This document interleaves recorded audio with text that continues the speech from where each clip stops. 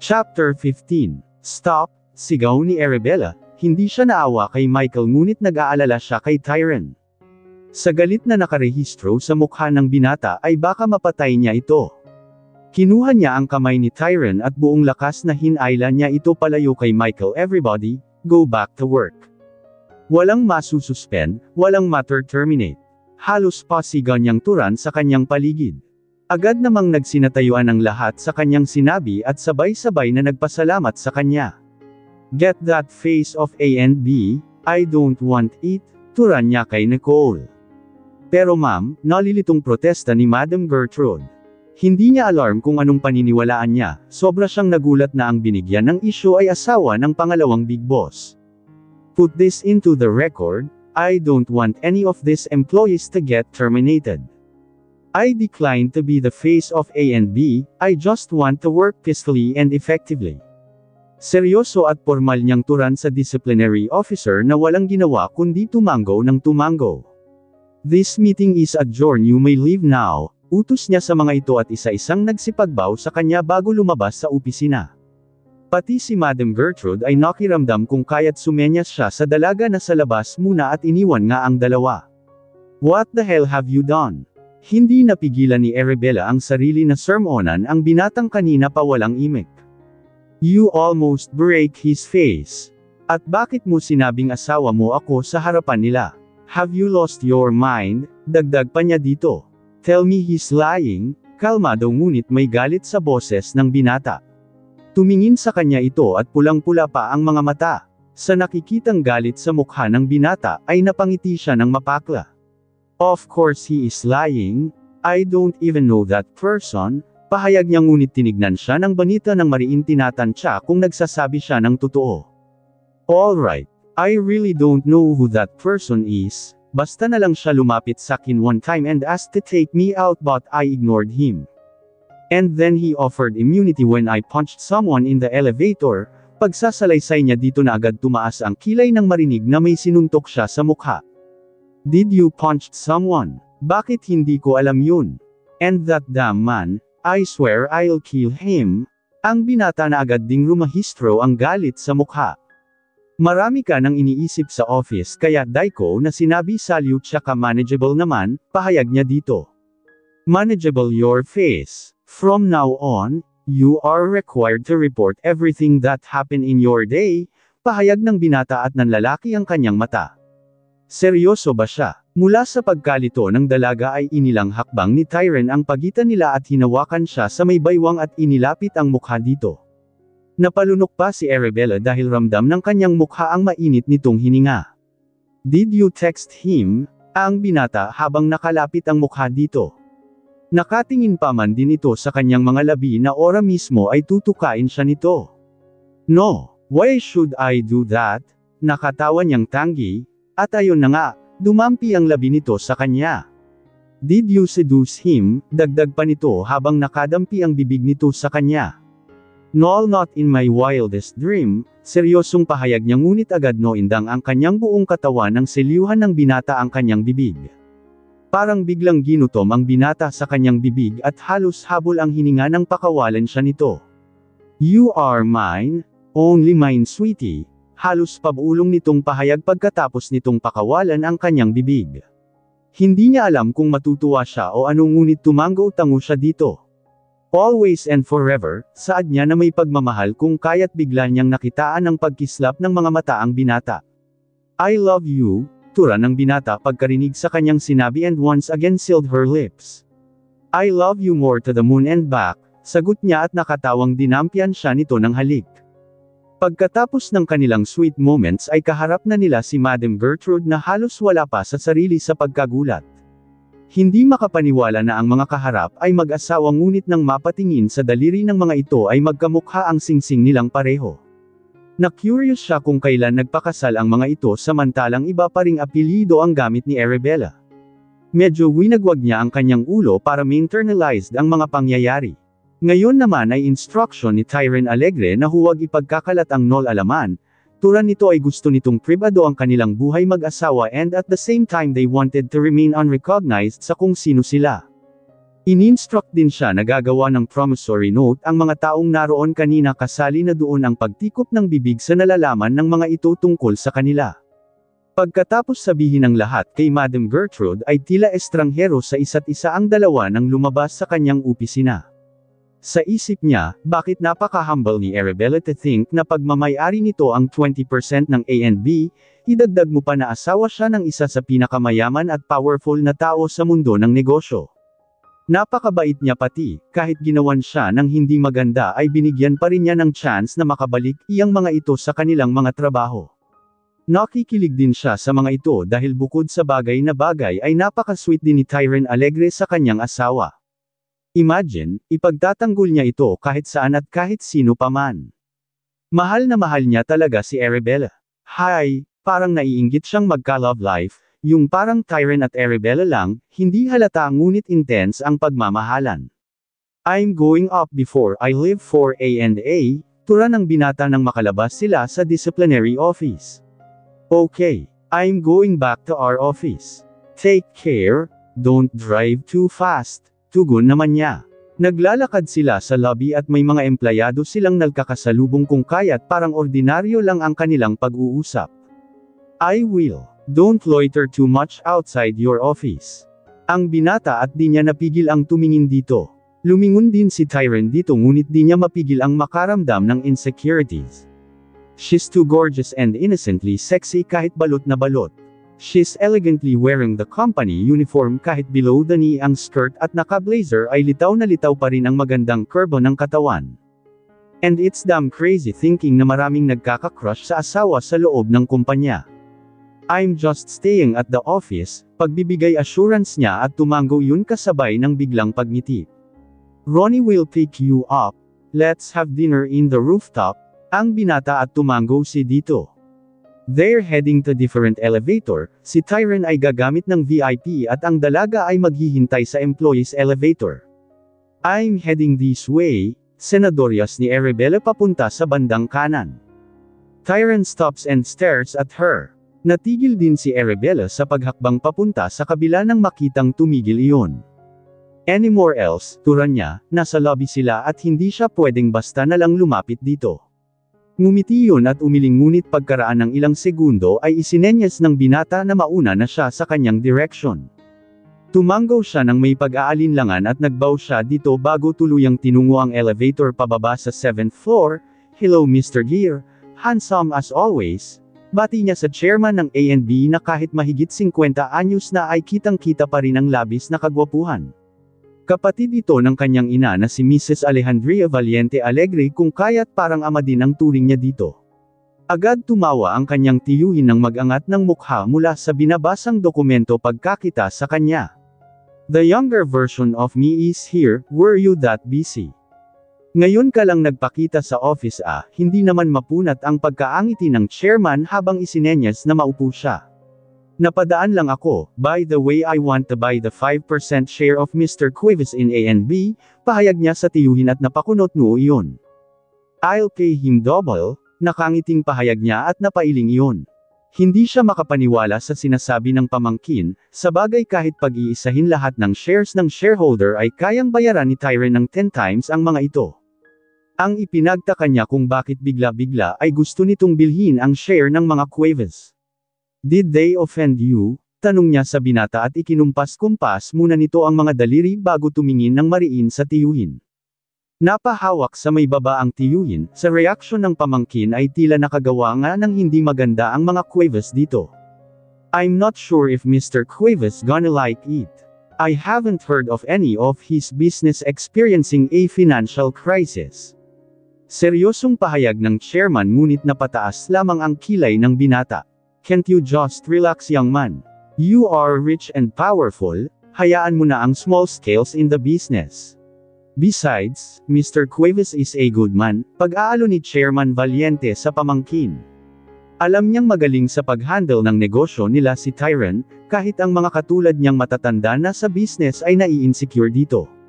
Pero hindi niya dapat gawing dahilan iyon para mag-power tripong sa mga maliliit na negosyante. I am not against Mr. Cuevas, I just want his share in this company. Turan niya sa tiyuhin at napangiti iyon ng mapakla. Sa lahat ng magaling, si Tyren Alegre ang pinakatuso. Tinignan ng binata ang kanyang relong pambisig at ikinumpas ang kamay na nakapatong sa table ni Chairman Valiente. Oh, by the way, I'm going back to my office now, just dropped by to inform you of my intention. Bye uncle, ang binata kasabay ng kanyang pagtayo. Alam niyang against ang tiyuhin sa kanyang balak ngunit wala siyang pakialam. Hindi niya nagustuhan ang power tripping na ginagawa ng anak ni Mr. Cuevas porket shareholder ang kanyang ama. Isa pa tinarget nito si Arabella para gawa ng masama at iyon ang hindi niya palalampasan. Kaya by hook or by crook kailangang mawalan ng control ang mga Cuevas sa A&B. Sinaluduhan na lamang niya ang hindi makapaniwalang tiyuhin bago lumabas sa opisina nito. Pagkagaling niya sa A&B ay tumuloy si Tyren sa A&A. Tinawag agad ang assistant at binigyan ng instruction. Pagkaraan lamang ng ilang minuto ay bumalik sa kanyang opisina dala ang impormasyon na gusto niyang malaman. Binasa niya ang nasa folder at maya-maya ay nagbigay ulit ng instruction sa kanyang assistant. Agad namang tumango yun kahit walang ideya sa ipinag-uutos sa kanya. Ang importante magawa niya ang utos ng kanyang boss. Anong nangyari mare? Nakabalik ang mga walang hiya sa trabaho. Halos hindi makapaniwala na tanong ni Joy kay Arabella. Kalat na kalat sa buong A&B ang balitang iyon, yung iba na intriga, napataas kilay din ang ilan ngunit meron ding naiinis. It's a long story mare, hayaan na natin sila. Ang importante nagsisi sila sa kanilang pagkamali. Sagot ng dalaga na tila bale walang umupo sa kanyang swivel chair. Pero mortal sin sa company rule yun, giit ni Joy. Everybody is entitled for the second chance naman. I'm sure hindi na nila uulitin ang ganun, saad niya dito. Sobrang naiinis si Joy sa mga taong gumawa ng isyo sa kaibigan ngunit ano pa nga ba ang kanyang magagawa kung sadyang mabait at mapagpakumbaba ito. Okay, sana lang hindi na sila uulit na gagawa ng hindi maganda, buntong hininga niyang pahayag. Sa nangyari kay Arabella hindi niya talaga kayang patawarin ang mga iyon kung sakaling siya ang ginawa ng ganoon. Nginitian siya ng makahulugan ng kaibigan kung kaya't napailing na lamang siyang bumalik sa kanyang upuan. Napabuntong hininga na lang din si Arabella na ipinagpatuloy ang kanyang trabaho. Naintindihan naman niya kung saan nanggagaling ang inis ni Joy at nagpapasalamat siya sa pagmamalasakit nito subalit naawa din siya sa mga taong mawawalan ng trabaho lalo at may mga pamilya ito. Nangako naman na hindi na mauulit kung kaya't hopong na lang din talaga siya na mangsilbing aral sa kanila ang kanilang ginawa. Kinabukasan ay sumabog sa Business World News ang balitang biglaang paglagapak ng net worth ng isang kumpanya. Ayon dito ay pinutol ng isang giant company ang business connections niya dito kung kaya't biglang bumulusok square pagbaba ang net worth. Ang balitang ito ay nagdulot ng kaguluhan at kaba sa lahat ng negosyante maliban lamang sa A&A. Halos hindi rin magkamayaw ang mga tawag sa opisina ni Tyren ngunit inutos niya sa kanyang secretary na ayaw niyang tumanggap ng kahit anong tawag maliban sa kanyang mga parnilya. Mula sa kaguluhan sa labas ng A&A ay payapa naman ang binata sa loob ng kanyang opisina sa pagbabasa ng mga reports at proposals. Ngunit hindi naglaon ay napahinto siya sa ginagawa sapagkat tumatawag sa kanyang personal mobile phone ang kanyang ama. Napailing siya at napangiti nang makita ang numero ng ama, madalang lamang siya nito tinatawagan kahit noong bata pa siya. Kung hindi ito tungkol sa business ay urgent kung kaya't napapatawag iyon. Hinala niya ay pinutakti ito ng mga ibang negosyante sapagkat hindi siya makausap ng mga ito. Hi dad, patay mali siya niyang bati sa ama. Isinandal ang sarili da swivel at hinintay ang sasabihin ng ama. He might be against what he did kung kaya't ini-expect niya ang sermon nito. What happened, son? Kalmado ang boses ng amang ngunit sa tono nito ay nagdedemand ng explanation. Tumawa siya ng mahina bago sinagot ang ama. Relax dad. This is just a piece of cake, di niya naiwas ang biro sa ama. Tyren, hindi kita pinalaki para mambuli sa kapwa, this is no joke. Nagtatanong si Mr. Cuevas kung may nagawa siyang hindi mo nagustuhan, mahabang linya ng ama at napahawak siya sa kanyang sentido. Simple lang ang gusto ko dad, I want his share in A&B but he refused. What can I do? Turan niya sa ama. What's with the A&B? It's just a small company, why are you interested so much? Antag ng kanyang ama. Napahilot siya sa kanyang noo, kung meron man siyang iniiwasang card ay ang kanyang ama. You can't understand, Dad, tell me, saad ng ama kung kaya't wala siyang nagawa kundi mag-open up dito. His daughter is a bully to the employees using the power of his father in the company, pagsisimula niya. Then what's the connection of cutting our ties in their company? Alam niyang nakataas ang kilay ng ama. Nagpalitok siya ng tawa at hindi iyon nakaligtas sa pandinig ng ama. The problem is, your amigo tolerated the wrongdoings of his daughter, may inis niyang turan sa ama. Tyron, that's too irrational, pahayag ni Mr. Alegre at hindi makapaniwala si Tyron sa turan ng ama. Dad, she bullied everybody, she bullied my wife, hindi niya napigil ang bulalas dahil sa kanyang pagkainis. Sa narinig mula sa anak ay hindi naman agad nakapagsalita ang matanda sa kabilang linya. Totoo ba ang kanyang narinig? His sinak son is standing with his wife. Oh, if that's the case, I have no more objections, my son. Si Mr. Alegre na agad nag-take back ngunit nasa tono nito ang panunudyo. Hindi naman pinansin ng binata ang panunudyo ng ama bagkas ay nagpalitok lang siya ng tawa. Nagkumustahan muna silang mag-ama bago nagpaalam si Mr. Alegre, leaving the issue in the business world. Samantalang sa opisina ng DepCom naman ay busy ang mga tao. Natanggap na naman kasi nila ang monthly assignment nila at 1 to 2 days from now ay kung saan saang lugar na naman sila nagsususuot. Bawat isa ay busy sa paggawa ng kani-kanilang PowerPoint presentations at mga slides kung kaya't ang buong opisina ay nababalot ng sobrang katahimikan. Yung tipong walang naririnig na boses kundi mga pagtipa lamang sa keyboard ng mga computer. Nasa ganoong state ang buong opisina nang biglang may pumasok na akala mo maghihimok, pati ang receptionist sa labas ay hindi nito pinansin at tuloy-tuloy na punasok sa loob. Where is Arabella? Malakas na turan ni Nicole Cuevas mula sa pintuan at halos iisa ang ulo ng nasa loob na nagangat ulo at tumingin sa direksyon nito. I need to talk to her, where is she? Turan nito na halatang magtatantrums kapag hindi niya nakita agad ang hinahanap.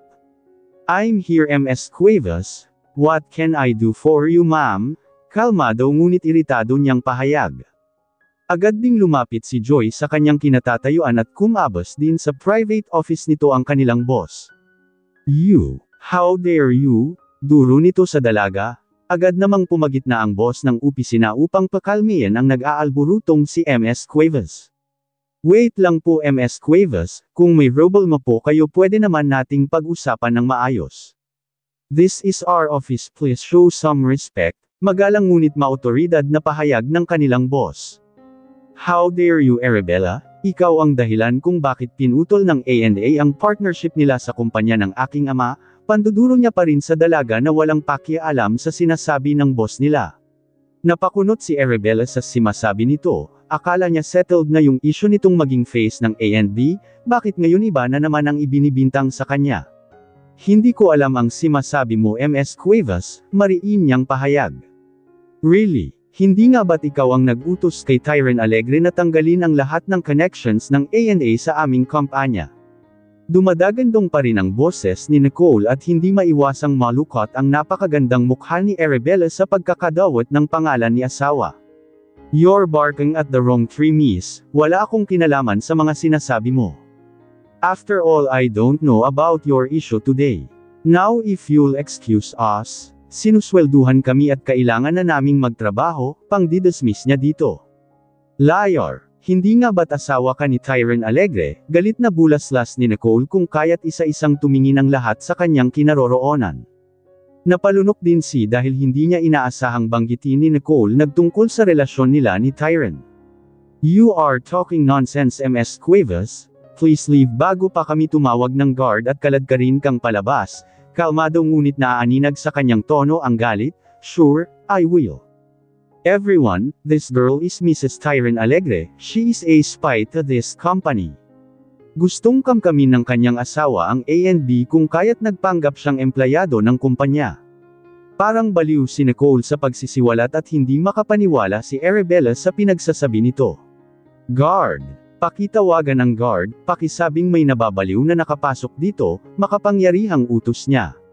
Agad namang tumalima ang receptionist at maya-maya lamang ay pumasok may dumating nga mga gwardya sa kanilang opisina. Pakilabas ang babaeng yan kuya, nang gugulo sa oras ng trabaho, sambit niya sa mga ito kung kaya't agad nilang hinawakan si Nicole na agad nagpumiglas. How dare you, don't ever touch me kundi mawawalan kayong lahat ng trabaho. Sigaw niya sa mga ito ngunit tila bingi ang guard at sapilitang inilabas si Nicole sa kanilang opisina. Dinig na dinig pa sa loob ng kanilang opisina ang palahaw nito kahit nasa lobby na ito. Napahawak ang dalaga sa kanyang noo, parang sumakit bigla ang kanyang ulo sa pagsugod ni Nicole. Everyone, go back to work, narinig niyang pahayag ng kanilang boss kung kaya't bigla siyang natauhan. Are you okay? Nag-aalalang pahayag ni Joy sa kanya. I'm fine, maikling saad niya dito. Napatingin din siya sa kanyang boss ngunit sari-sari ang nakarehistro sa mukha nito. Thank you ma'am, magalang naturan niya dito at isang alang-inang tango ang isinagot ng kanyang boss. Naupo siya sa kanyang swivel chair ngunit matagal siyang tumingin sa monitor bago tumingin sa paligid. Paglingon niya ay agad nagsisipag-yuko ang kanyang mga kasama na animoy may kinakakatakutan. Napailing siya nang wala sa oras, kung kaya't ibinuro na lamang niya ang buong atensyon sa kanyang ginagawa. Nang maramdaman ang pakakahihi ay tumayo siya para pumunta sa CR, nagulat siya sa reaksyon ng mga kasamahan na biglang tuwid ng upo at habang nakatutok sa trabaho. Nagtatanong pa ang mukha niyang tumingin kay Joy, ngunit nagkibit leon kung kaya't ipinagpatuloy niya ang pagpunta sa comfort room. Pagsapit ng hapon ay nagtataka siya na wala man lang maunang tumayo at umuwi. Dati-rati naman ay 15 minutes bago ang alas 5 ay naghahanda na pag-uwi ang lahat. Mayroong nagliligpit sa kanyang mesa at iba naman ay nagre-retouch. Alas 5 na at hinihintay lamang niya ang text ni Kuya Ronnie, marahil ay na-traffic yun kung kaya't wala pa itong signal sa kanyang pagbaba. May overtime ba tayo? Bulong niya kay Joy na nagtitipa pa rin ng kanyang computer. Mga saglit na lamang ito, ikaw di ka pa uuwi, balik na tanong ni Joy sa dalaga. Wala pa si Kuya Ronnie, baka na-traffic, turan niya at tumango iyon. Maya-maya lamang ay dumating nag-text ni Kuya Ronnie kung kaya't agad siyang nagpaalam sa kaibigan at kanilang mga kasama. Nagulat pa siya nang halos sabay-sabay na nagbabay ang mga iyon habang nakangiti. Sa lobby naman ay isa-isang nagsisipagtabi ang mga empleyado pagkakita sa kanya, maging sa loob ding elevator ay parang takot ang mga nakasabayan niyang lumapit sa kanya. Nagtataka siya sa mga ikinikilos ng mga ito, sa bagay mga 3 linggo din siyang nawala baka nga may bagong rule ang kumpanya. Hindi na lang niya oinansan ang mga iyo, pagbukas ng elevator sa may baba ay agad niyang tinungo ang parking lot na kinaroroonan ni Kuya Ronnie. Mars, busy ka ba? Si Joy sa dalaga isang araw. Now-observe niyang kanina pa ito hindi mapakali sa kinauupuan na tila ba may hindi masahi-sabi sa kanya. Save ko na lang ito Mars, bakit? Sagot niya kahit hindi tumingin sa kaibigan. Can we have a date? I mean dinner, at tubiling pahayag ni Joy na pahinto siya sa ginagawa at hinarap niya ang kaibigan. Tinignan niya ito ngunit kagat-kagat ni Joy ang isang daliri. Of course, saad niyang natatawa. Alam niyang may importante itong sasabihin ngunit hindi niya masabi-sabi thank you Mars. Masayang pahayag ni Joy nang walang pag-aalinlangang pumayag siya dito. Nginitian niya ang kaibigan at napailing niyang ipinagpatuloy ang ginagawa. Paglabas nila kinahapunan ay kay Joy na siya sumakay. Sinabihan na lamang si Tyron sa plano ng kaibigan para hindi na siya sisunduan ni Kuya Ronnie. Medyo alinlangan pa yung pumayag ngunit hindi naglaon ay yumo din ito nang malaman kung saan banda sila pupunta. Sa fine dining siya dinala ni Joy, mayroon na pala itong reservation kung kaya't dumireko na sila sa kanilang upuan. Agad namang nag-serve ng mal-inom ang crew habang hinihintay ang kanilang pagkain. Thank you Mars sa pagpapaunlak, saad ni Joy nang makapagsettle sila sa kinauupuan, ikaw pa ba Mars? Ngayon ka lang mag-ask ng date kaya grinag ko na, biro niya dito. Ngumiti si Joy ngunit kagaya kanina ay tila hindi mapakali ang kaibigan. Baka lang gusto mong tignan yung business plan ng negosyo ni Daddy, maya-maya ay turan ni Joy. Tiningnan niya ang kaibigan at naaaninag ang frustration sa mukha nito. Buhay na kasi ni Daddy ang kanyang business, doon niya ginugol ang lahat ng kanyang lakas at oras kung kaya't mahirap para sa kanyang tanggapin na nawala na lang basta ito, patuloy nito. Joy seems helpless and she felt her agony. Anong nangyari? Curious niyang pahayag. Hindi ko alam, ang ganda-ganda naman ng flow ngunit isang araw bigla na lang nag-declare ng bankruptcy. Tulirong tura ni Joy. Maya-maya ay may inilabas na 2 folder. Baka gusto mo tignan, may proposal ako dito. Saad ng kaibigan sabay abot sa folder na hawak kung kaya't wala siyang nagawa kundi abutin iyon. Sinubukan niyang buklati, ngunit wala siyang masyadong naiintindihan kung kaya't ibinalik na lamang niya ang tingin sa kaharap. Sabi ni Daddy kahit hindi na daw siya ang may-ari at mag-manage sa business niya basta nakikita niya nakatayo at nag-ooperate. Helpless na pahayag ni Joy. Hindi naman mapigilan ni maawa sa sitwasyon ng kaibigan kung kaya't napahawak siya sa kamay nito. Don't worry, hahanap tayo ng paraan, pag-aalo niya dito. Agad namang nagliwanag ang mukha ni Joy sa kanyang sinabi kung kaya't mabilis siyang tumango at ngumiti. Ngunit agad-agad ay napahinto sa pagngiti at tila biglang bumahag ang buntot habang nakatingin sa likuran ni Arabella. Na-curious naman si Arabella kung kaya't napalingon din siya sa kanyang likod. Nagulat siya ng ilang dipa na lang ang layo no Tyron patungo sa kanilang table. Agad siya nitong binigyan ng isang halik malapit sa kanyang labi. Hi sir, kiming bati ni Joy dito at tumango iyon. Upo po kayo, kandautol na dagdag niya saka tinawag ang waiter upang magpaad ng maiinom at iba pa. May meeting ka dito? Tanong ni Arabella na halos hindi pa makarecover sa ginawang paghalik nito sa kanya sa harapan ni Joy.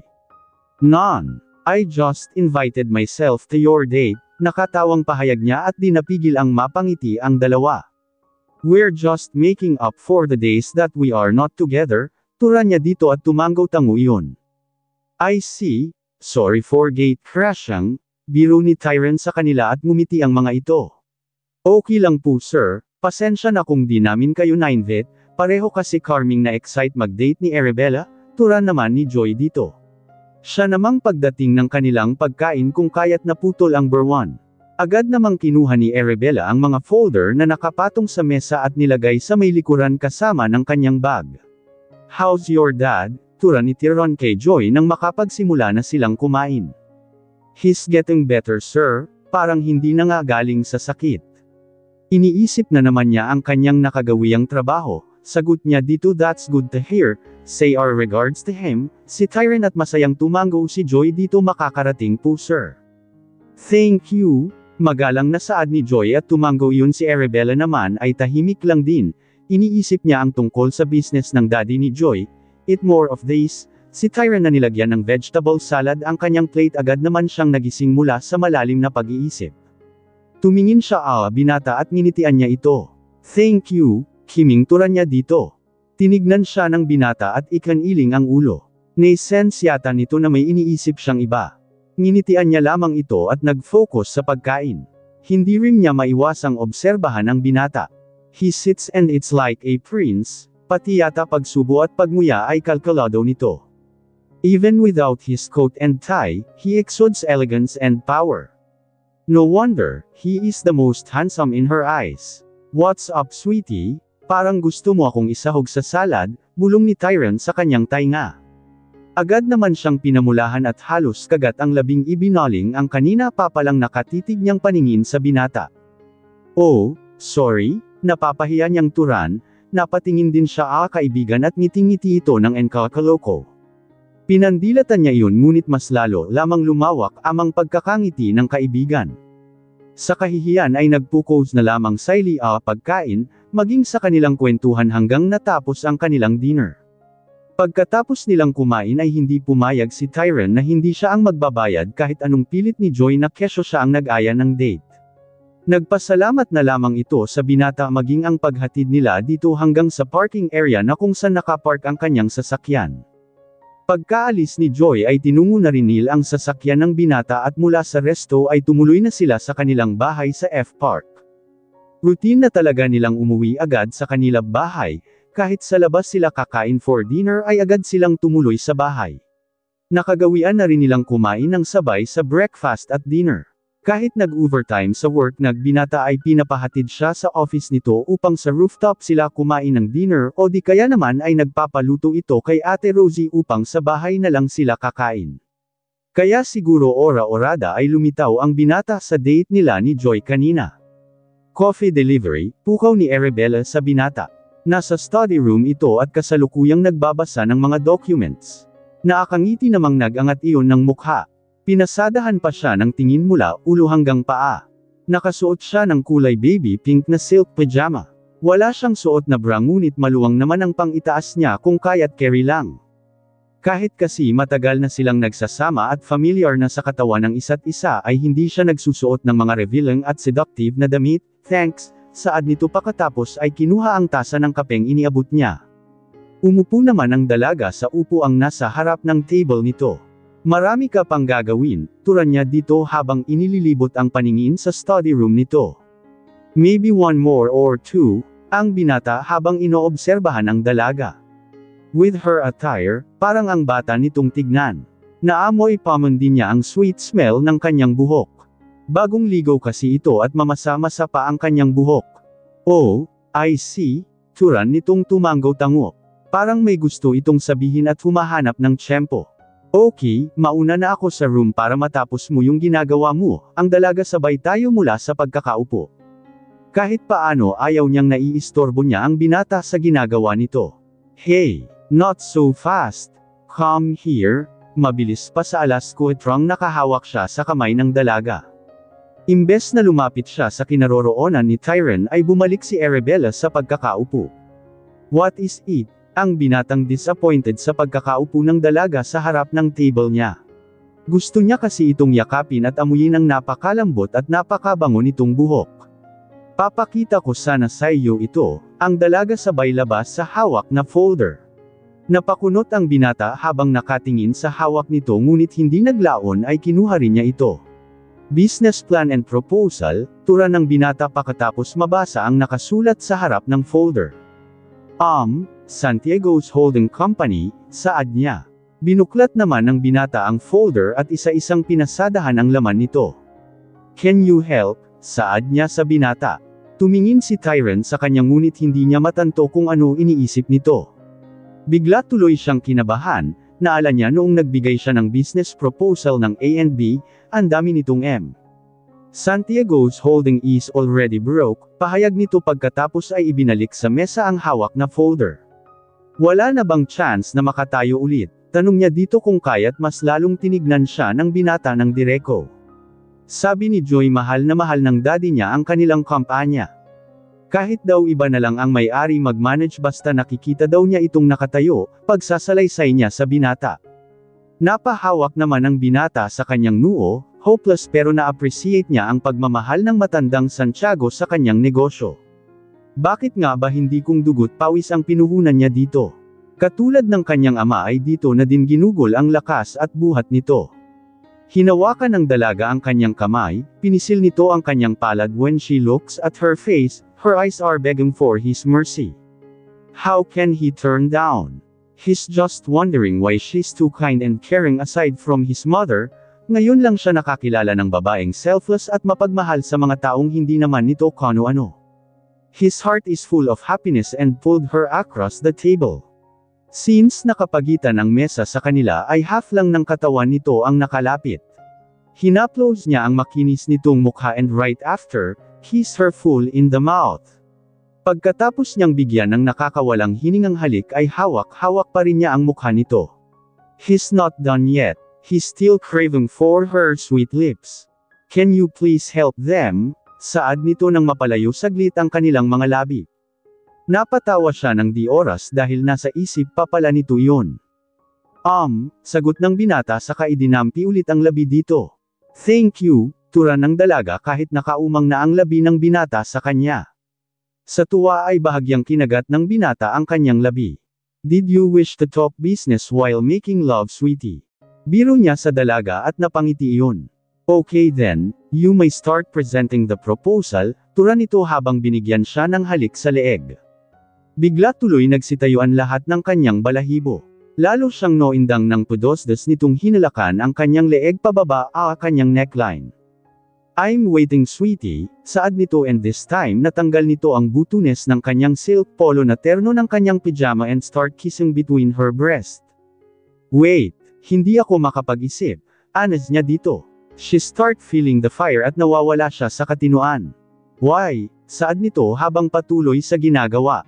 Napapasinghap ang dalaga sa sensasyong dulot ng paghalik nito sa kanyang katawan at di niya mapigil ang mapaliyad. You're distracting me, halos di niya mahanap ang dila dahil sa nararamdaman. Should I stop? Ang binata na inihinto ang ginagawa at tumingin sa kanyang mukha. Agad siyang napamulat at sinalubong ang mga mata nito. No, turan niya at napangiti. Good. Now, keep silence and enjoy. Okay. Ang binata na agad sinelyuhan ang kanyang mga labi. Hindi na nito hinintay ang ano pa mang kanyang sasabihin. Arabella submitted her body and soul to him, and burned with his passionate desire. After 3 days ay halos mapaluha si Joy nang ipabalita niyang tutulong si Tyrone Alegre na may tayo ulit ang Santiago Holding. Ang maganda pa hindi nito sinunggaban na bibilhin ng Minos presyo ang kumpanya at lalong hindi ito ang magmamanage dito.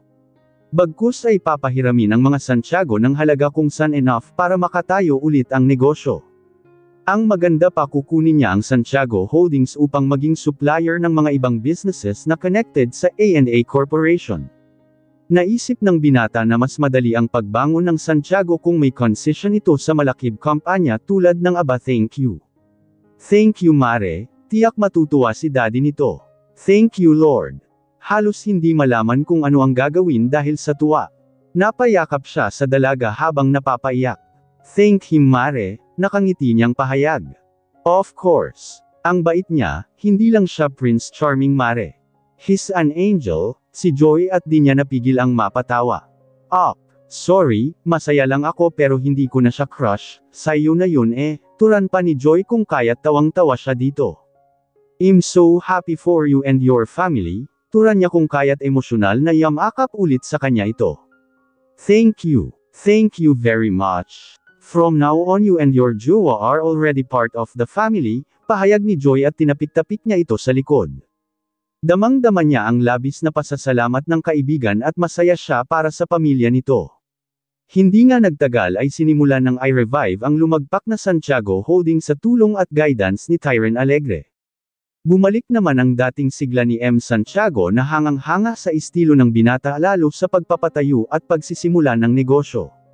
Sobrang pasasalamat niya dito dahil hindi lang financial assistance ang ibinigay niyo kundi connection sa A&A.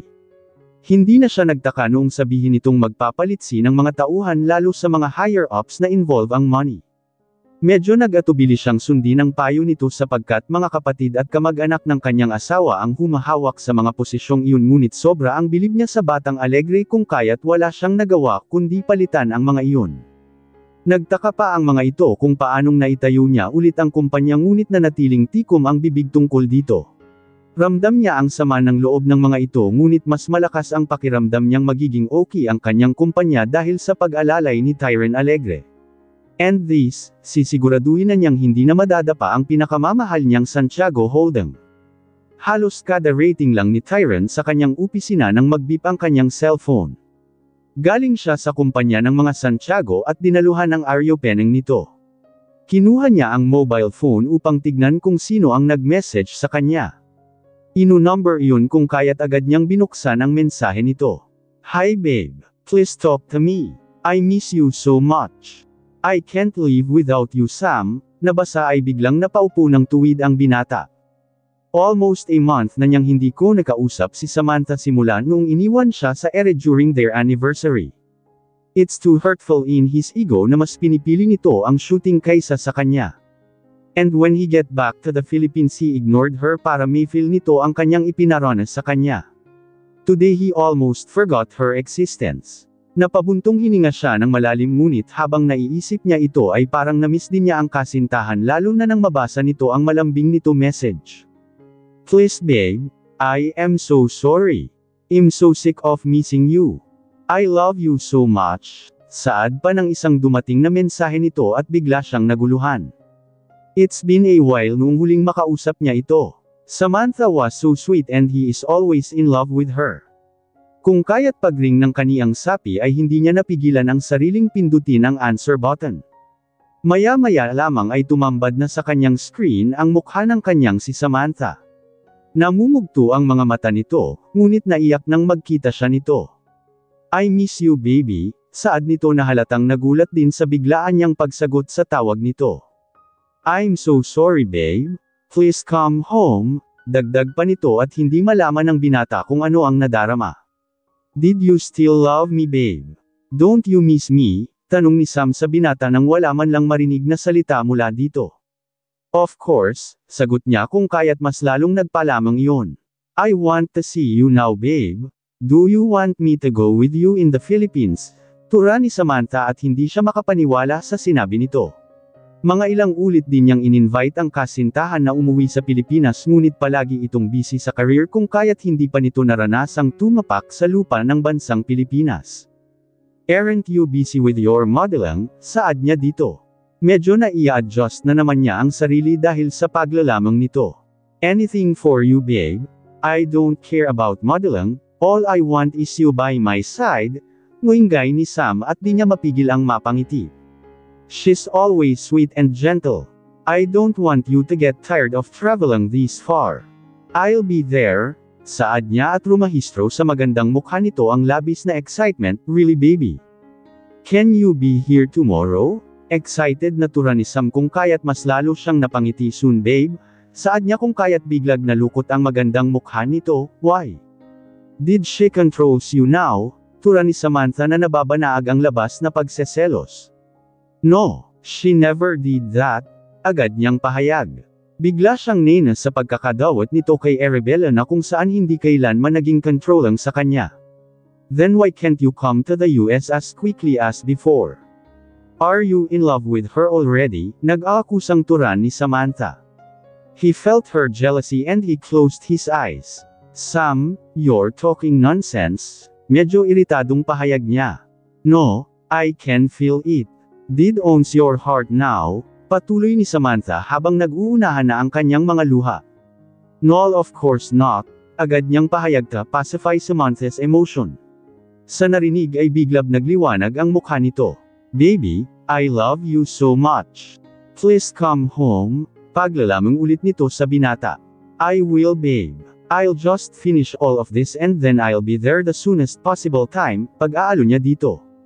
I love you baby, malambing na turon ni Sam kung kaya't naging music sa pandinig ng binata. I love you too babe. Always, sagot din niya na nahawa sa kanyang pagkamalambing. Sa pakikipag-usap ni Tyron kay Samantha ulit ay parang nabalik ang dating nararamdaman niya dito. He loved this woman so dearly at kahit busy sa opisina ay naka-open ang kanilang video na kagaya ng dati. As of this time, he can't do anything maliban kay Samantha at ang kanyang trabaho si Arabella naman ay panay ang check sa kanyang mobile phone kung may namiss siyang tawag o text ni Tyron. Ang alam niya umattend ito ng Aeropenang ng Santiago Holdings pero after that ay wala na siyang balita dito. Inisip na lamang niyang maraming ginagawa ang binata kung kaya't hindi na siya nito na-inform. Ma'am, saan po tayo? Tanong ni Kuya Ronnie nang makalulan siya sa dala nitong sasakyan. Nagulat siya sa tanong nito sapagkat dati naman kapag sinusundo na siya ay may instruction na agad ang binata. Wala bang sinabi si Tyron sa inyo kuya, maang na tanong na kaya dito? Wala naman po ma'am, tura ni Kuya Ronnie kung kaya't tumango na lamang siya. Baka busy kuya, sa bahay na lang baka didireko na rin yun ngayon, saad niya at tumango naman iyon. Pagdating niya bahay ay nagluto siya para sa kanilang dinner. Sigurado kasi siyang sa bahay pa rin kakain ang binata dahil iyon ang practice nila. Pagkatapos magluto ay nagset siya sa table pagkatapos ay naligo para pagdun ating si Tyron ay kakain na lamang sila. Ngunit nakaligo na si Arabella at halos makatulagan na niya ang paghihintay ay wala pa ring dumadating na Tyron sa bahay. Alam niyang busy na natao ang binata ngunit nagsimula na siyang hindi mapakali dahil past 12 na at wala man lang message ito. Dati-rati naman kapag may urgent meeting or out of the town ay nagma-message iyon para hindi siya mag-alala. Sinubukan niyang iring ang phone nito, nag-writing naman pero walang sumaaagot kung inisip na lamang niyang baka nasa meeting pa ito or may ginagawa kung kaya't pinadalham na lamang niya ito ng mensahe. First time niyang iring o di kaya ay mag-send ng message sa binata, ito kasi nagpalabing tumatawag sa kanya at nagtitext sa kanya. Hi, still working. Keep safe, Don't drive too fast when you're going home. I love you, saad niya sa ipinadalang mensahe. Ngunit darnaan ng ilang oras ay wala man lang itong sagot hanggang nakatulugan na niya ang labis na pag-aalala at paghihintay. Kinabukasan ay nagising si Arabella na masama ang pakiramdam. Parang sumasakit ang kanyang tiyan na hindi naman siya nalbum ngunit pabalik-balik siya sa CR para magsuka. Nahihilo-hilo na rin siya na hindi niya maintindihan at pinagpapawisan din siya ng malamig at malapot. Inisip niya na baka kasi hindi siya nakakain kagabi dahil sa pag-aalala at paghihintay sa binata kung kaya't sinisikmura siya. Speaking of Tyron, hindi kaya umuwi iyon kagabi. Kung umuwi siguradong sa kanyang kwarto matutulog iyon kahit pa may mas malaki itong kwarto kesa sa kanya. Ano kaya ang nangyari doon at wala man lang paabi? Pero positive naman ang feeling niya na safe ang lalaki, siguro may naging problema sa kanyang opisina o di kaibang branches ng A&A na kung saan kailangan ang kanyang agarang atensyon. Sa kabila ng nararamdaman ay lumabas siya sa kanyang kwarto at tinungo ang kitchen. Kailangan niyang magkape muna upang mainaitan ang kanyang sikmura. Linagyan niya ng tubig ang electric kettle at umupo muna sa mesa at sapo-sapo ang tiyan habang naghihintay. Ngunit wala pang ilang minuto ay nasusuka na naman siya kung kaya't sa zinc na lamang itinutok ang ulo at doon nagsuka ng nagsuka. Halos hinang-hina pa ang kanyang pakiramdam ngunit after a while ay nagsusuka na naman siya. Are you alright? Hindi na niya namalayan na may humahagod na sa kanyang likod. Her stomach is in pain at parang gusto nitong ilabas ang lahat ng nasa loob nito. Sa kablian ng nararamdamang sakit at pagkahilo ay bigla siyang nasiyahan nang makita ang binata. Naka-short at sando ito at halatang galing sa taas. Umuwi din ba ang binata ngunit sa kwarto nito natulog? Ngunit hindi na niya iyon inisip, ang importante ay nasa harapan niya ito, safe and sound. Sa kasiyahan ay agad siyang yamakap dito, nagulat siya dahil biglang nawala ang sakit ng kanyang tiyan. What happened? Antag ng binata sa kanya, niyakap din siya nito at hinagod-hagod ang kanyang likod. Hindi ko nga alam, basta na lang sinisikmura ako pagkagising, buntis na yata ako, parang magic kasi na biglang nag-stop ang pananakit ng kanyang tiyan at pagduduwal pagkakita sa binata kung kaya't hindi niya namalayang magbiro. Isa pa, sobrang natutuwa siya na nakauwi din ang binata. Mula sa pagkakayakap sa kanya ni Tyron ay unti-unting lumuwang ang pagkakahawak sa kanya at inilayo nito ang sarili. Tinignan niya sa mukha ang binata ngunit nagulat siya dahil nakarehistro ang galit sa mukha nito. Didn't I tell you to take the pill? Galit na tura ni Tyron. Nagulat ang dalaga sa reaksyon nito kung kaya't hindi siya nakapagsalita agad. You lied, you tricked me, nag-aapoy ang mata ng binata habang inaakusahan ng dalaga. Hey, what are you talking about? Sa wakas ay turan ng dalaga. Galit na galit ito at hindi ma-process ng kanyang utak kung bakit samantalang biniro lamang niya ito. Do something, get rid of that, tura ni Tyron at sunod-sunod ang ginawa niyang paglunok. Alam niyang ayaw pa nitong magkaanak ngunit hindi niya akalaing uutusan siyang walain ang batang nasa kanyang sinapupunan kapag nagkataon. Ganon ba siya kasama? Ngunit naghari pa rin ang kagustuhan niyang mapacify ang galit nito sa kanya ng binata. I'm not pregnant, it's only a joke, pag-explain niya dito ngunit mas lalong nagliyab ang apoy sa mata nito. If you think you can control me using your pregnancy, think again, matigas at madiing pahayag ng binata bago tumalikod. Nabigla ang dalaga ngunit nang mahimasmasan ay agad niyang hinabol ang binata. Tyron, wait. I'm sorry, hindi naman yun ang intensyon ko. Nagbibiro lang ako, promise, saad niya na hinawakan ang kamay nito hopong na kumalma yun ngunit padaskol nitong binawi ang mga kamay. Don't touch me, leave me alone, matigas na tura ng binata at halos mawala ng hininga ang dalaga. Please, I swear, I'm not pregnant. Ipinagdikit pa niya ang dalawang palad para lamang payapain ito ngunit tinignan lamang siya ng binata ng sobrang talim bago tumalikod. Ang dalaga naman ay naitulos na lamang sa kinatatayuan habang magkadikit pa rin ang mga palad. Nang marinig ang pag-andar ng sasakyan ng binata, ay doon bumuhos ang kanyang luha. Naiiyak siya dahil galit sa kanya ang binata. Naiiyak siya dahil hindi siya pinakinggan and worst dahil iniwanan siya nito kahit nagpaliwanag na siya. Mahal na mahal niya si Tyron, kung bakit kasi nagbiro pa siya ng ganun samantalang hindi naman niya binibiro dati ito. At bakit ba kay bigat na lamang para dito ang biro niyang iyon?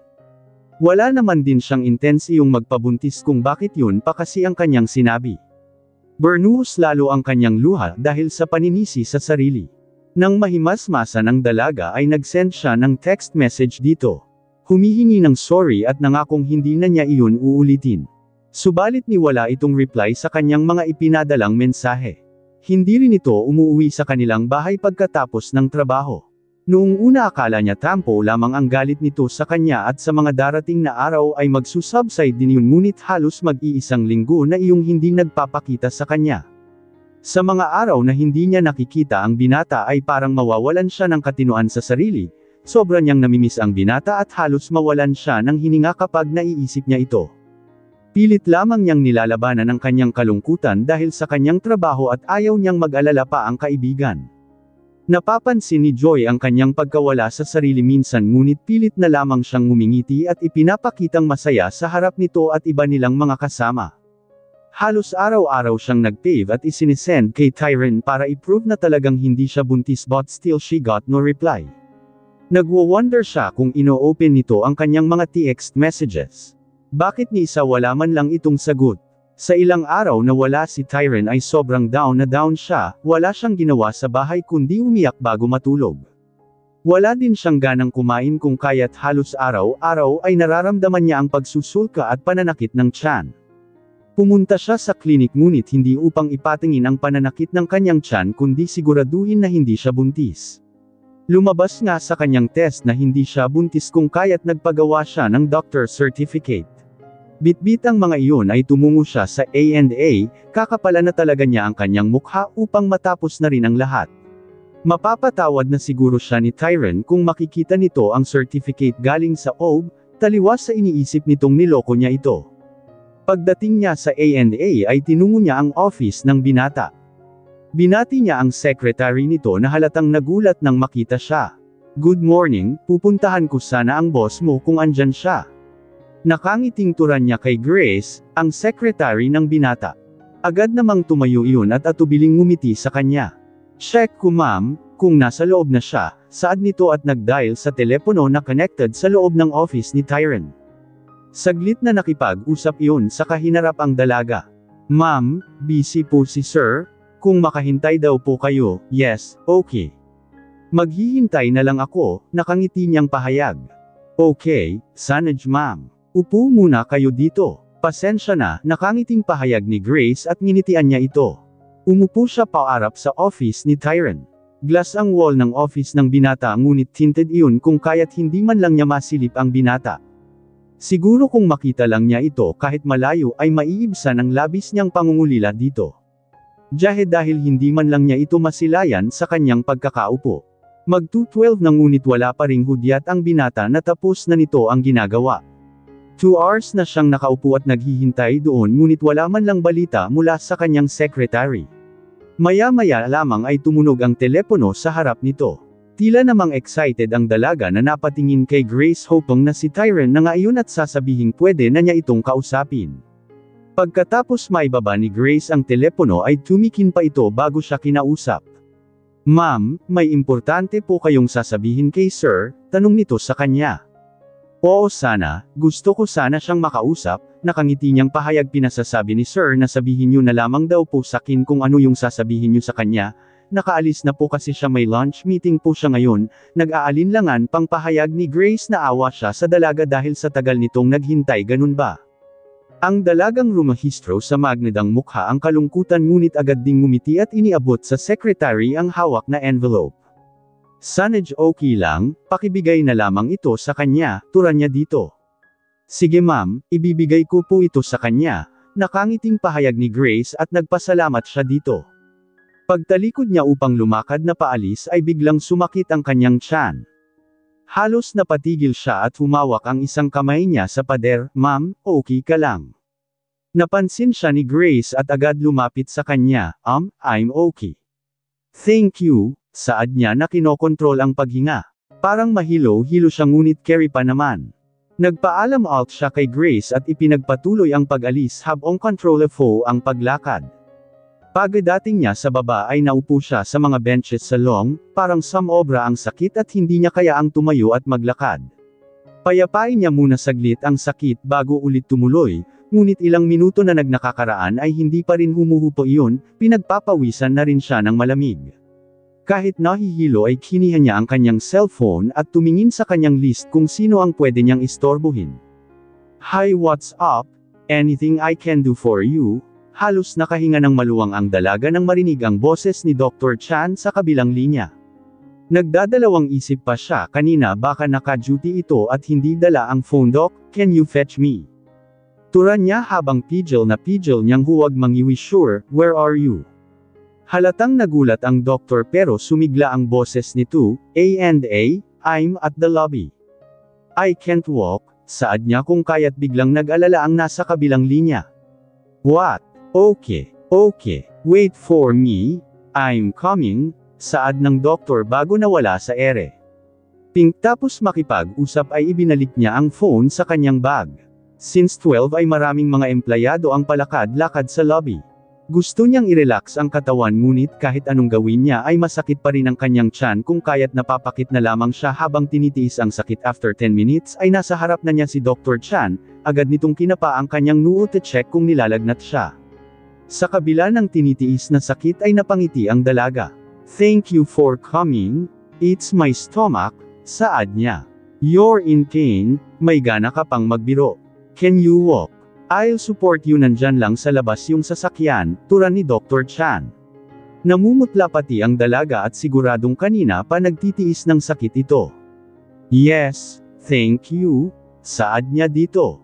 Inilagay ni Dit Chan sa balikat ang bag ng dalaga at alayang makatayo hanggang sa paglakad nito papunta sa sasakyan.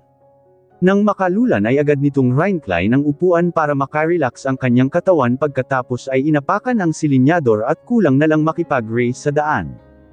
Pagdating sa hospital ay agad inilulan siya sa wheelchair at inilagay sa emergency. Hindi niya naintindihan ang pinagsasabi ng mga tao at naramdaman na lamang niyang may itinurok sa kanya. Paggising niya ay parang magic na nawala ang kanyang sakit sa tiyan. Agad siyang naupo sa hospital bed, siya ding pagpasok ni Dr. Chan. "How do you feel?" turan nito habang palapit sa kanya. "I'm okay now, thank you." Nakangiti niyang pahayag. "Painkiller yung ininject sa iyo kanina? It's good na napahinto nito ang sakit ng tiyan mo. You need to undergo laboratory test, ganun din ang abdominal ultrasound para makita natin kung bakit sumakit ang iyong tiyan," saad ng doktor at nangingiti niyang inayos ang sarili. "Thank you, Doc. I'm fine now. No need for those tests. May meeting ako ng 4, kailangan ko nang umalis," pahayag niya dito. Hindi naman makapaniwala ang doktor sa kanyang sinabi ngunit wala naman itong magagawa dahil sa kanyang pagpupumilit. "Okay, just take care of yourself. Mukhang ang nangayayat ka, kailan mo pa naramdaman ang pananakit ng tiyan mo?" turan ng doktor. "Kanina lang, don't worry.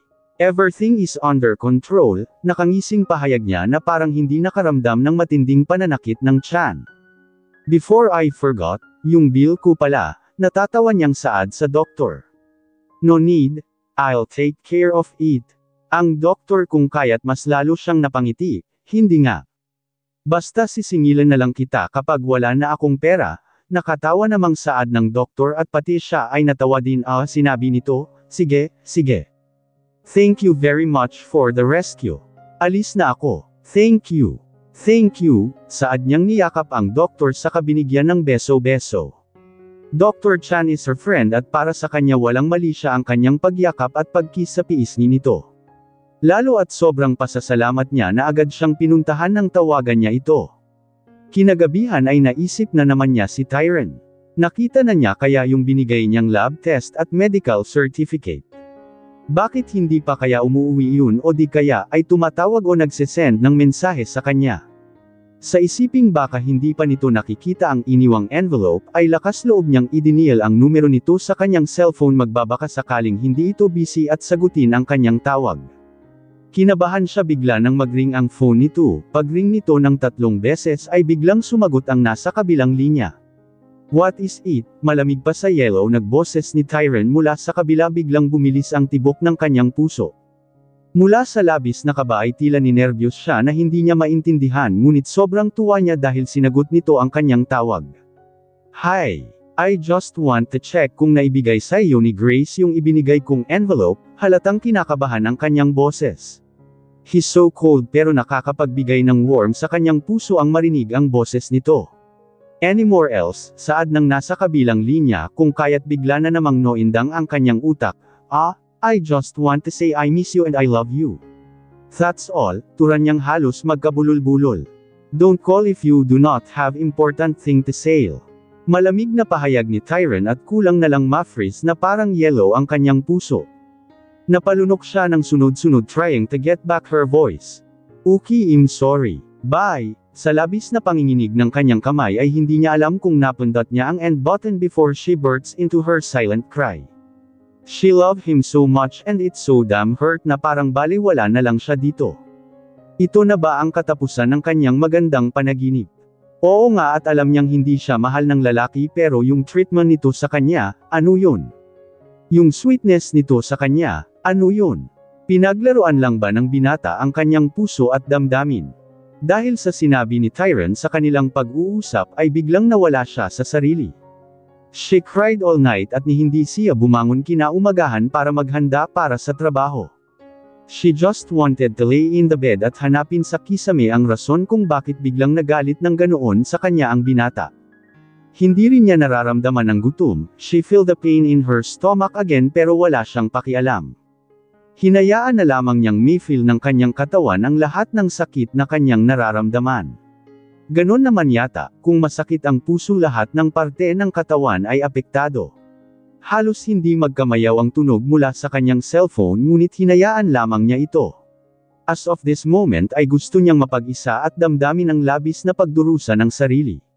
After all no one will understand her pain kung kaya't gusto niyang magsolo hanggat sumuko na ang pusong masaktan. After 2 days with herself alone ay naramdaman niya ang pagod. Pagod sa kakaisip, sa kakaiyak, at masaktan. Bumangon siya sa higaan at dumungaw sa bintana. Umaga na naman pala, unti-unti na namang sumisikat ang haring araw at tila nagsisingitian ang mga bulaklak sa kanilang hardin. Ngayon lang niya ulit napansin ang mga ito, kahit pala hindi niya naalagaan ang mga ito ay namumulaklak pa rin at sobrang dami. Naisip niya, hindi kaya dahil mas magaling mag-alaga si Ate Rose kesa sa kanya kung kaya't sobrang ganda ng mga bulaklak ng kanilang mga halaman.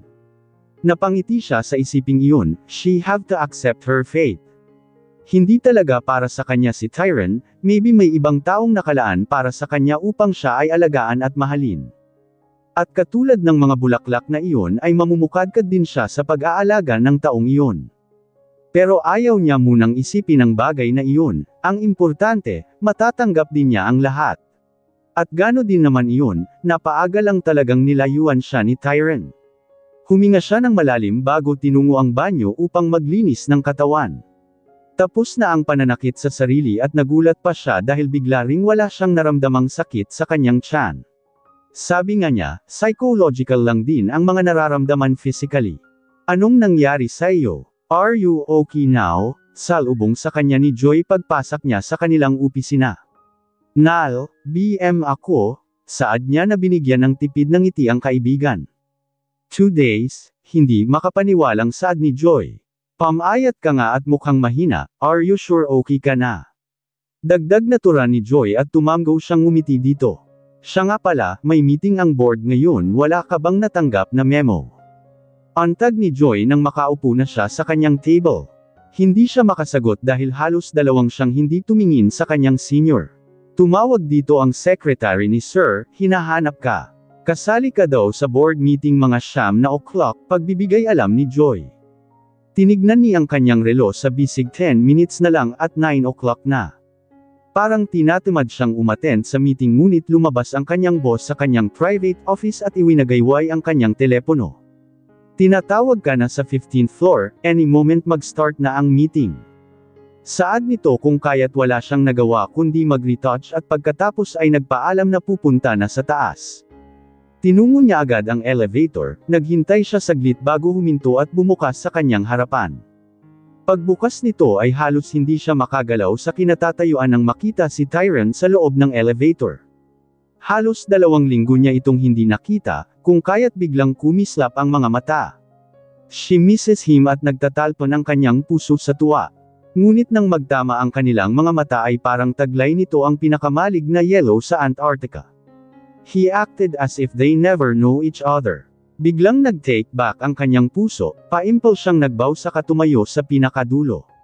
Knowing that Tyron is there ay bigla siyang pinagpawisan. Kahit paano nagpapasalamat siyang nakita niya ito, pero parang nanginginig ang buo niyang katawan dahil sa sobrang kalamigan nito. Gusto niya itong yakapin, kausapin, amuyin ngunit parang suntok sa buwan ang kanyang mga naiisip. Paimpal siyang sumandin sa wall, para kasing nararamdaman niyang sumasakit na naman ang kanyang tiyan. Ipinikit niya ang mata at pasimpleng pinagsabihan ang sarili. Huwag ngayon please, anas niya hanggang sa maramdaman niyang huminto na ang elevator at nagsilabasan na ang mga kasama. Huminga siya ng malalim, din-avert sa iba ang isip dahil kung umaayon iyon sa kanyang puso ay talagang may sasakit sa kanyang katawan. Pagmulat niya ay wala na siyang kasama sa loob. Pati si Tyron ay hindi na rin niya nakita na siyang ipinagpasalamat niya sapagkat kung nakikita niya ito ay sumasakit ang kanyang puso. Kaya imbes na lalabas siya at pumunta sa conference room ay isinara niya ang elevator at pinindot ang 7th floor. Hindi na siya a-attend ng meeting dahil siguradong naroon ang nagbinata. Isa pa nararamdam na niyang masakit pa rin ang kanyang tiyan at kailangan niyang uminom ng gamot na Rhinceto no Dr. Chan sa kanya.